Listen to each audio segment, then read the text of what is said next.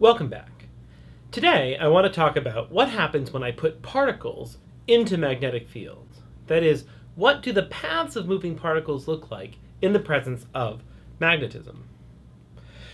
Before I get going, though, I want to make a quick note about notation.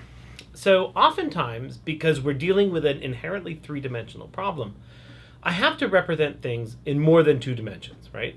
It's easy to draw x and y on a board or x and z on a board, but it's much more difficult when I absolutely have to include that next dimension. So we've developed a bit of notation where we can talk about what does a vector look like if it's heading towards you or if it's heading away from you. And the way you want to think about it, I think, is to think about like an arrow with a big round head and a tail that's made up of two intersecting fins. And when that arrow is heading towards you, what you see is a circle with a dot, where the dot is sort of the center of the cone. And when it's heading away from you, all you see are the fins, right? So if there's a vector heading towards you, you see a circle with a dot. And if there's a vector heading away from you, you just see an X inside of a circle. The limitation of this is that there's no way to sort of draw toward you and to the left, right? That's something that doesn't really make sense in this notation. So we have to be careful about the way we draw our diagrams, so that a vector heading towards us or away from us is sort of purely either towards us or away. Or I have to talk about the components of that vector rather than talking about the total vector. Okay, so what happens when I have a moving particle? So this is charge Q that's moving to the right in an external magnetic field. And of course, because the magnetic field is heading into the page, it's represented by these X's with circles around them. Okay, so if Q is greater than 0, which is safe to assume for the moment because it's just an example anyway, I have to calculate what is the direction of the force going to be, right?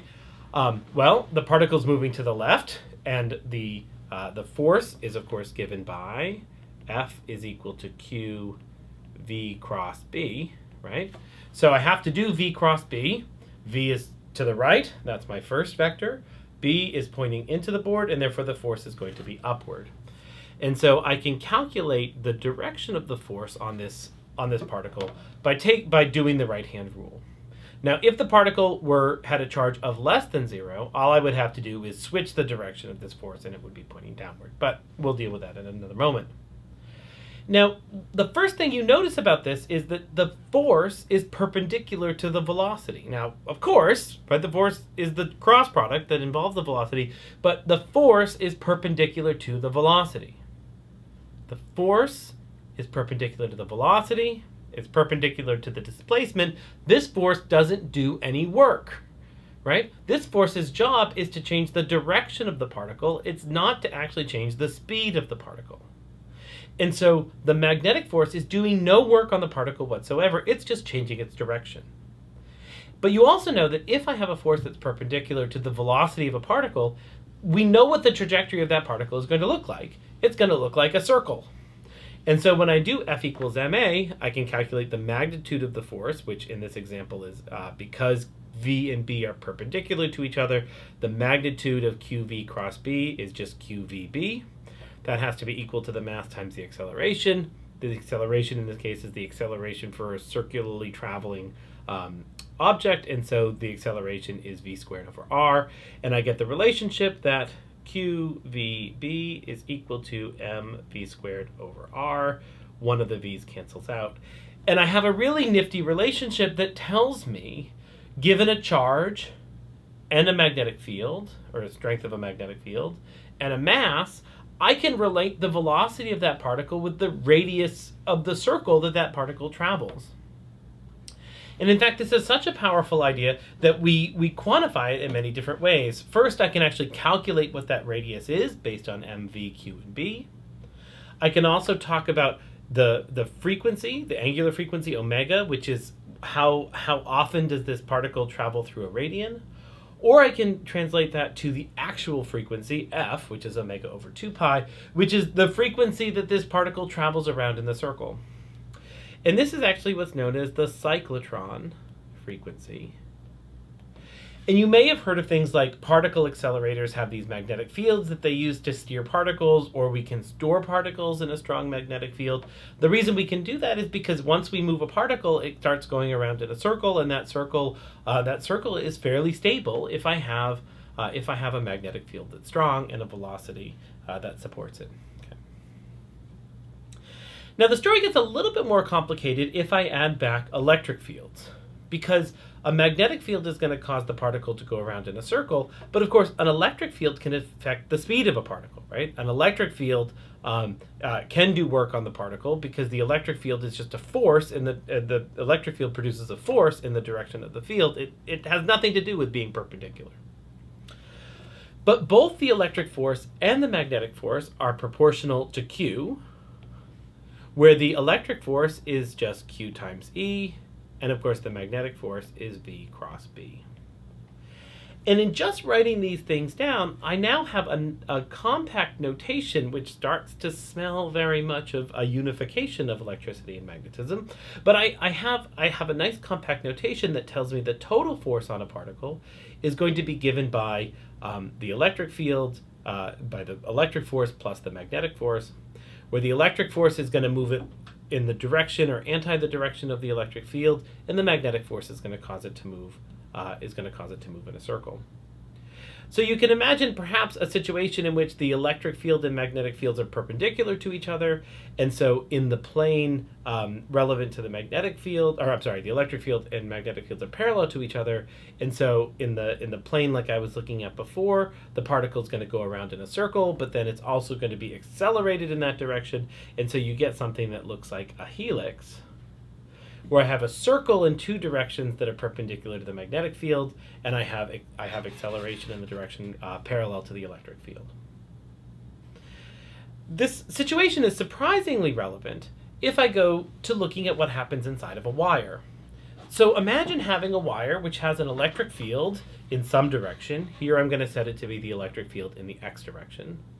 But I also have a magnetic field, which I'm going to put in the y direction. In this case, it's y is pointing into the page or into your screen, and x is to the right. If Q is greater than 0, if the charge is greater than 0, I can write down what the electric force is going to look like. It's going to look like Q times E plus V cross B. Of course, V is in the x hat direction. B is in the y hat direction. So let me plug in everything I know. I get Q times E x hat plus V x hat cross B y hat. And now it's natural to do this in component notation because I have an x hat cross y hat, which is a z hat.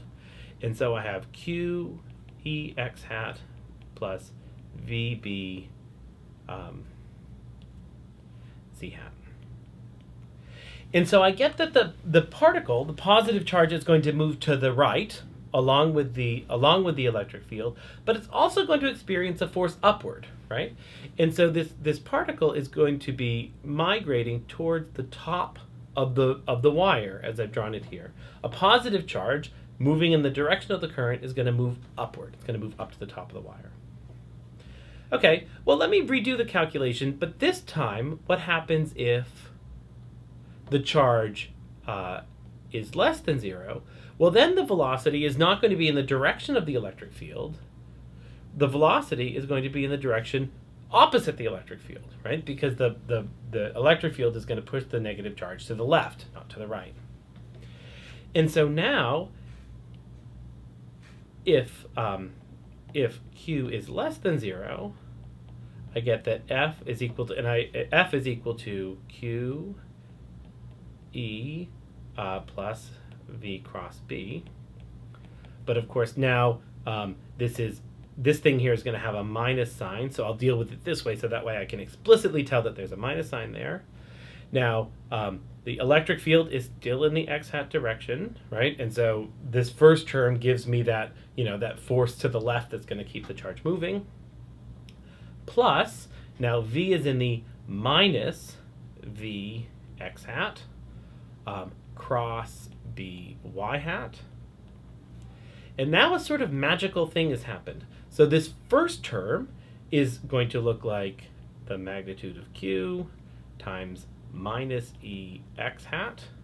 But now x cross y still gives me z, but then the minus sign gives me minus z, but then this extra minus sign gives me a plus z again.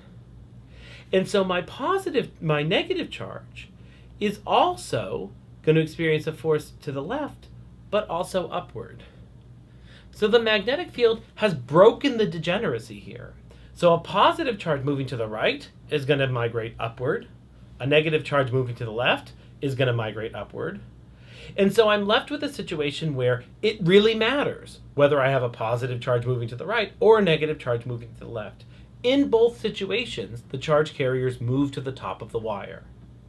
So if I can carefully measure the potential difference between the bottom of the wire and the top of the wire, I can actually tell if there are positive charges moving through the wire or if there are negative charges moving through the wire.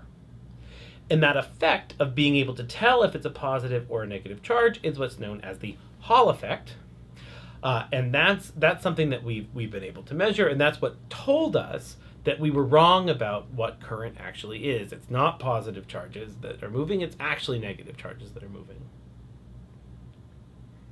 Okay, so what are the take-home messages? First, magnetic fields give us circular paths, and I can calculate quickly what the radius of those paths are or what the frequency associated with those moving particles is. And if I add an electric field, those paths actually turn from circles to helixes, right? Because they're both accelerating along the electric field, but also they're still spinning around the magnetic field lines. And the Hall effect takes this and makes it useful because it can actually tell us whether there are negative charges moving through a wire or there are positive charges moving through a wire. And of course, that's how we can tell that Ben Franklin was wrong, and in fact it is electrons that are moving through a wire and not something that's positively charged.